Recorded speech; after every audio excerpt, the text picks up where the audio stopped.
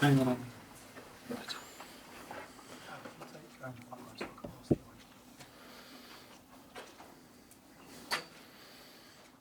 Hi Steve, can we start with an injury update please? A few bodies look like they were back out. Say how we fit. Looking good? Yep, I think as I said, the squad anticipated Elliot Daly, George Martin to be fully back this week. You see Tom Curry only just missed the last game and he's looking very good, so the squad's in good shape. Will there be anybody who do you think will miss the weekend through injury, or will you be sort of clean on that front? At this stage, I don't anticipate anybody being unavailable for the weekend, but we'll speak again on Thursday and I'll clearly give you the update then, if anything. But hopefully at this stage, everybody will be available. Tom obviously hasn't had any rugby, but would you be happy for him to go straight into this game? I'll assess the players every day. I'll assess the players, and Tom looks in fantastic shape. He's been doing plenty of skill work, and I think everybody knows about the condition he has and is in. So I've no doubt that he would be able to handle returning straight into Test rugby. And we were just talking with Lewis Southern and David Ribbons there, and they were kind of saying how actually, okay, August didn't necessarily go the way you would have wanted to, but actually that can actually be to your advantage now if potentially going under the radar and expectations potentially shifted elsewhere. You've just got quietly going about your business to this point. Well, hopefully turn up in Marseille at the weekend. Well, I think that it's been brilliant that we're now here in France and here in Le Touquet. I think we found a French town, beautiful French town that seems to like English people. So the squad's been welcomed with open arms here, and we're really enjoying it, and we're really looking forward to this game against Argentina on Saturday.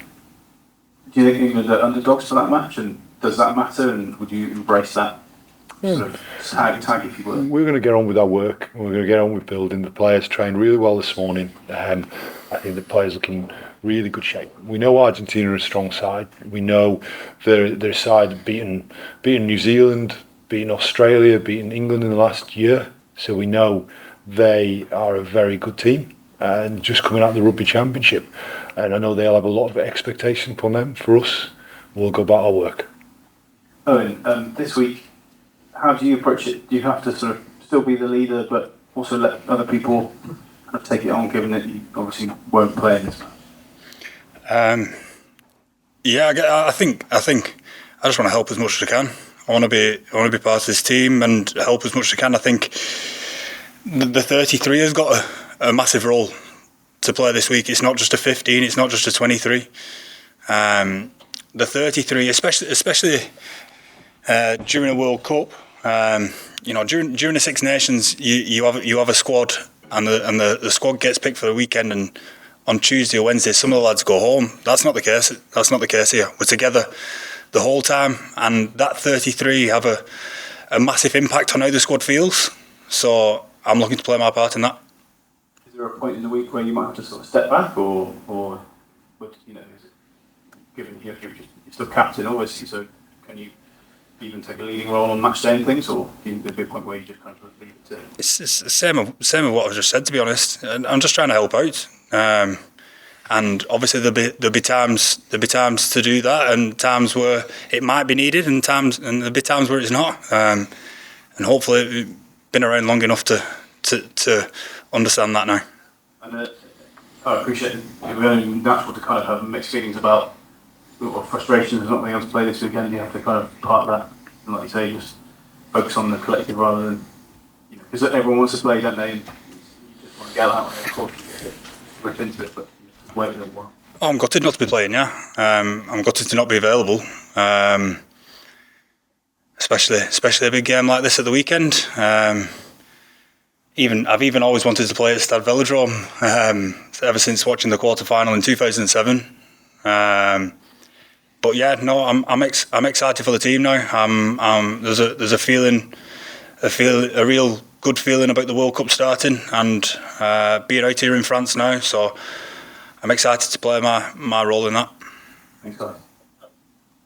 Hi, how have you found the last few weeks? Has it been difficult to ignore some of the stuff that's been going around, your ban and everything else? Your team has spoken quite passionately in your defence. Have you found it? Has it been a difficult period, or have you kept quite calm about the whole? Well, it is what it is. Obviously, you don't want to go back too far, obviously, and I don't want to be sat here talking about this now. I want to be talking about the weekend, but I made a mistake, and I got banned for it in the end, and this is I'm not gonna sit here and moan about it now. I'm excited for this World Cup to start. I'm excited to see what this team can do, and I look forward to being available again. Were you frustrated by how long it took to get to a solution as well? Well, that's not to talk about now. That's not to talk about now. It's all that matters at this moment in time is Argentina on Saturday and how much this team is working hard to prepare for that. Just the last one from me. Steve mentioned it there. Now that you're in France, do you feel like it maybe is a benefit that you're sort of out of the cauldron of England or something? You can just kind of be up here, out of town a bit, focus on yourselves, and just build on the game and maybe leave some of the noise elsewhere? Well, I think our base has got a good feel about it. We've got everything we need. It's a brilliant place to prepare, and I think that this week's got a good feeling about the World Cup starting, the biggest tournament we could possibly play in, and getting excited about being a part of that and getting the best out of ourselves to be a part of that. So, as I said, everything points to Saturday. Owen, your dad was in the squad in 07. Did you manage to get out here at all? Yeah. Which games did you come to? I went to the final. I went to the South Africa group game, and I went to the Tonga. Tonga, yeah. Yeah, Tonga game at the Parc des Princes. Yeah, that one. And my mum came for the quarter final in Marseille, and she didn't bring me, so I weren't so happy about that one. Yeah, I did. Yeah, I went to the semi as well, I think. I read some of that you, if you're captain in another sport, you might fancy being a Ryder Cup captain. Is that right? I think I got asked that once. Yeah, I don't know. Do you see any similarities with what Luke Donald's going through? Bearing in mind that you're involved the next couple of weeks. I've not made that similarity, so I wouldn't comment off the top of my head now. But no, I'm just trying to help the team and trying to be part of this. I'm not trying to be part. I am part of this 33. So I'm trying to do everything I can to help this team prepare for Saturday.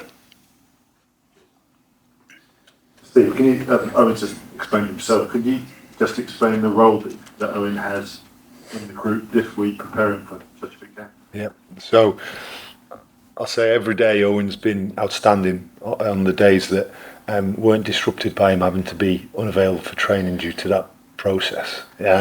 He's been brilliant around the squad, continues to be brilliant around the squad, an example on the training field, and in terms of someone playing fly half in the opposition team, he's pretty good. So he tests us pretty well. So in that sense, he's integral to us. But just I see the players, the relationship Owen has with the players. They look to him. They take strength from him. They take advice from him. So having Owen there as our leader always, whether unfortunately he's not on the pitch on Saturday with us, but he's with us all the way through it, and he'll be helping us make sure this team's in the right place come kick-off. When you took over the English job, your first press conference, you talked about being a young kid in a gymnasium dreaming of playing for England, setting the bar high, the weights, etc. That was always your goal. Is that young kid still in you now? You're the England head coach, you're at a Rugby World Cup leading your country. Can you talk about that excitement you perhaps feel inside? Yeah. Just some of the questions that were just asked. In 2007, I was a player, and that had been the first time I'd met Owen, and George Ford would come out as well, and you'd see him around the hotel playing rugby, and just you saw, even back then, seeing the passion those guys had to be playing for England. You could see it then in 2007 for these young guys, and I keep seeing it. I keep seeing it with all the players, with everybody involved in this England squad. I think we're privileged to be involved with the team, and we're privileged to be part of this team, and I sense a great deal of excitement. I think now we're here, we're in Test Week, we're in the World Cup, we're in France. I sense the excitement's gone up another level. Owen, that 07 team were written off before the World Cup. Have you talked about them as a kind of inspiration, the way they got to the final, defied the... Not too much. No, we're only just at the start of our World Cup. We're looking at bringing the best out of ourselves. Obviously, the last month, as has already been said, has not been what we'd hope or expect of ourselves. But we've got a real opportunity that's in front of us on Saturday, and as I said, we're excited. The World Cup starts, and we're excited to be out here in France, and we're looking forward to what's ahead. The guys who came in before were talking about England being underdogs going into this World Cup, being written off, and Argentina being favourites for Friday. As a guy who kind of sets the tone in meetings and things, is that something you've tapped into to try and use that to your advantage? Well, not necessarily. Obviously, we look at the opposition. We look at everything that they do. We see what their strengths are, and hopefully see where we can try and exploit them. But that's where we're at the minute. We're preparing for a test match on Saturday. It's early in the week so far, and we'll see what happens the rest of the week.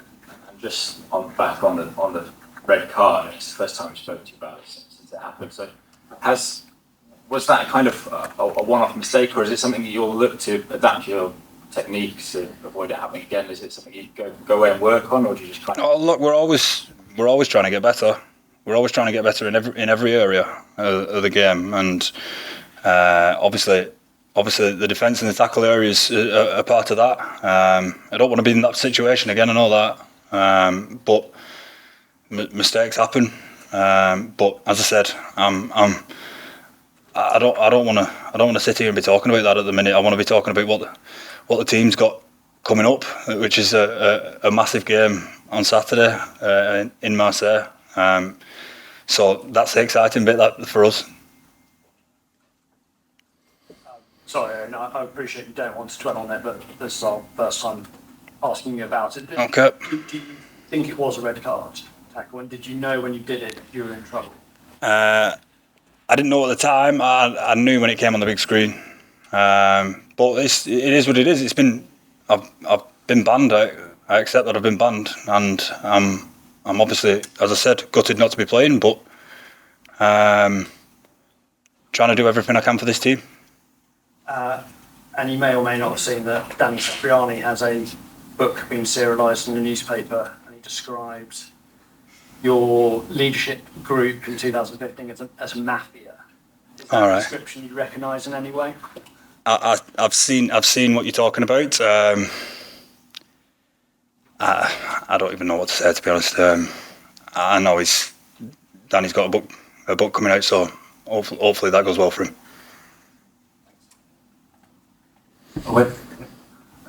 You said you had a good feeling just before this World Cup.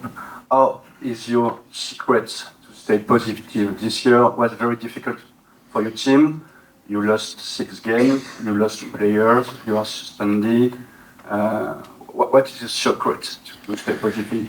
Oh, that's simple for me. That's very simple. I have a massive belief in what this team can do, what this group can do.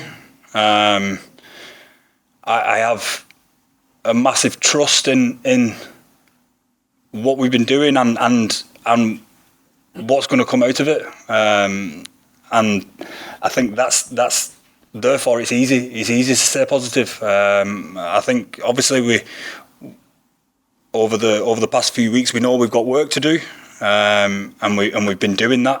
But I've got a massive belief that this group can perform on Saturday, and that's what we're preparing to do. Thanks very much, everyone.